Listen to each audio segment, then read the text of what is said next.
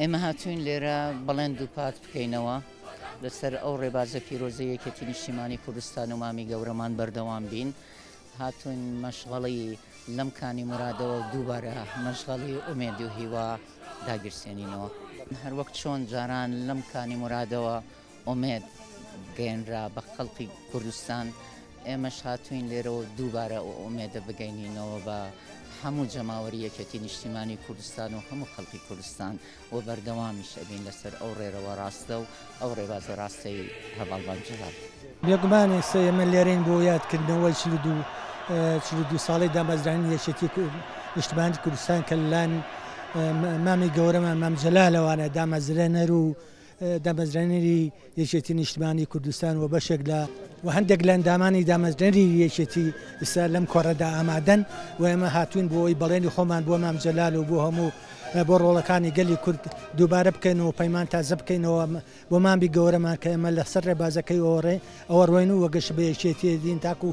هەموو ئاماجەکانی گەلەکەمان ئەهێننە دین لە مافی چارە خۆ نووسین و هیوادارم کەوا هەموو یەکێتەکان یەک دەست و یەک ڕنگ و یەکدەنگ بن بۆ ئەوەی خزمەتی جەماوەری گەلی کورد بکەین بۆ ئەوەی میلەتەکەمان لەم قەیرانانەی قەیرانی دارایی قەیرانی سیاسی ڕزگار بکەین و بەرەو پێشەوەی بەرین بەڕای من گرنگێکی تایبەتی خۆی هەیە مێژوو لە هەموو تاریخی هەموو میلەتێکە مهمە و یادی ئەو بۆنانە بکرێتەوە یادی ئەو شۆنانە بکرێتەوە کەوا ئەو میلەتەی